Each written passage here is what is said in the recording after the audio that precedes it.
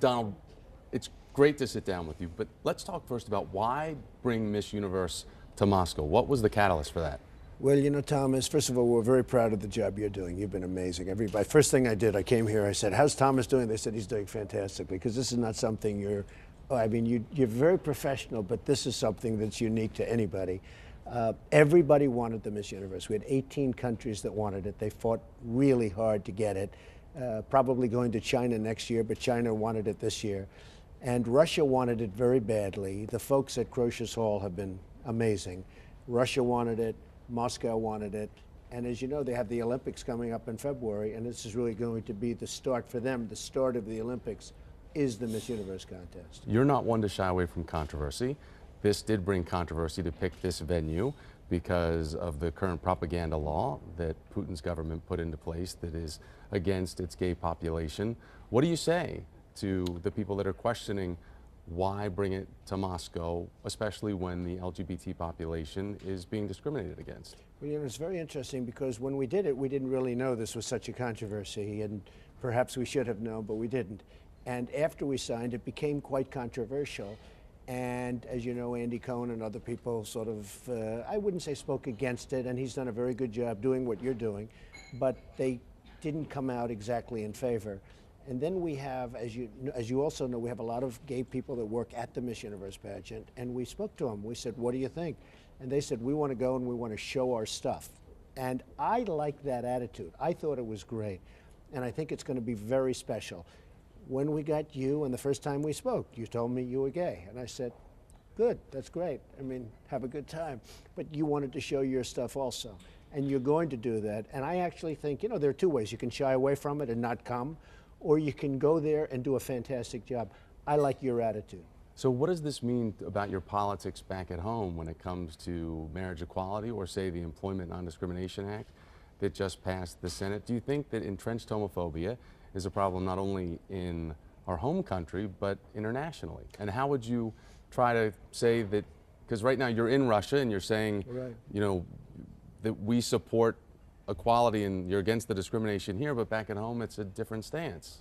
Well, I think really what you have is a very interesting stance, and it's a changing stance, and you see it changing very rapidly. If you go back 10 years ago, it's a lot different than it is today. The president was against gay marriage, and now he's in favor of gay marriage, and you have many people changing.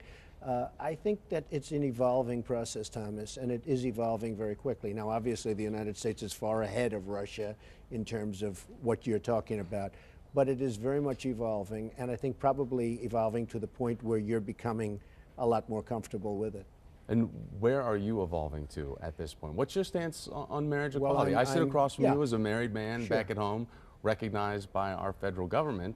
So what do you think of marriage equality and where your stance is, and if you are evolving? Well, I think I'm evolving, and I think I'm a very fair person, but I have been for traditional, as you know, for traditional marriage. And so when we're at that spectrum of evolving, where would you put yourself from 1 to 10? So 10's fully evolved. You're President Obama. You've evolved. 10, well, I don't know if he's fully evolved. We'll see if he's fully evolved. But, you know, I'm sort of probably a little bit in the middle. I mean, you know, I am for traditional marriage. I'm for marriage between a man and a woman. And I've been that for, you know, that's the way. Can it change? I don't know. But my stance right now is traditional marriage. Okay. So when we talk about what the current politics are back at home, we know that there is a tense relationship between President Obama and Vladimir Putin, especially when it comes to world stage issues. Do you have a relationship with Vladimir Putin, a conversational relationship, or anything that you feel you have sway or influence over his government?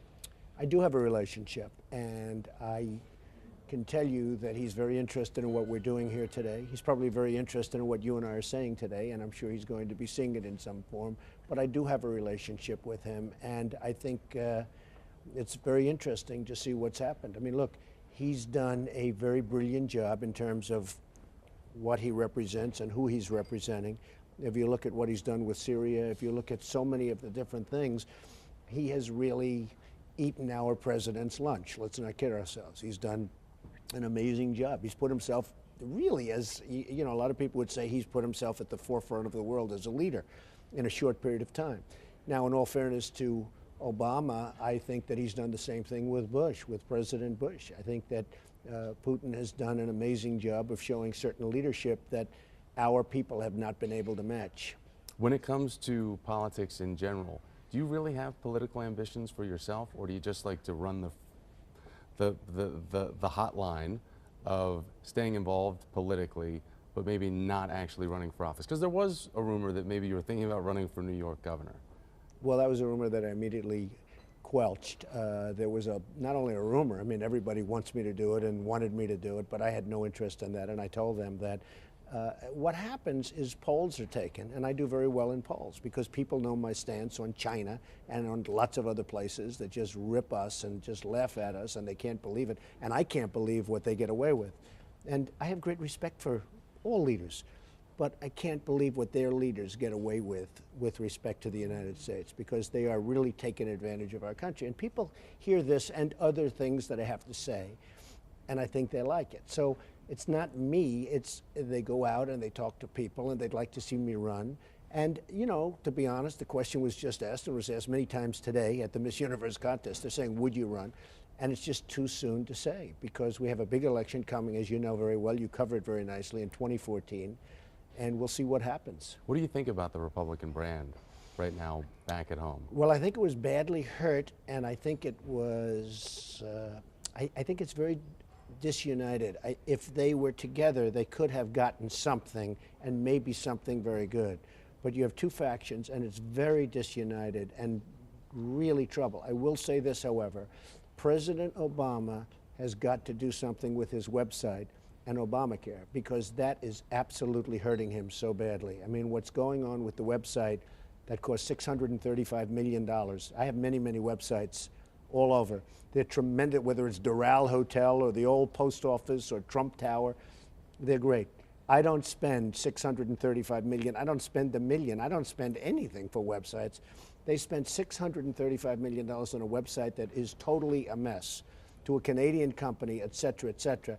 I do think this. I think that's had the worst impact on the president of almost anything. I mean, lots of problems, but that's had the worst impact. He's got to get that straightened out, or I actually think it will be devastating for the Democratic Party come 14. It's going to be a very interesting time. It certainly gives something for Republicans to unite around, and as you say, to redefine their brand. So, well, they are, by the way, they are very united around Obamacare, but they're not. I mean, you have such different and such divergent views. But I think if they don't get that fixed, if they don't get Obamacare going, and I'm not a fan of Obamacare, but if they don't get it going, that will be devastating for the Democrats. Last question, I'm getting the high sign. Do you have a favorite tonight? I'll tell you what, I've seen some of the most beautiful women I've ever seen. They are incredible. The group is incredible. I do have about 5 or 6 favorites, but I better not mention them to you or I'll be in big trouble, Thomas. All right. Thank you very much. Thank you very This much. was Great job. Thank you.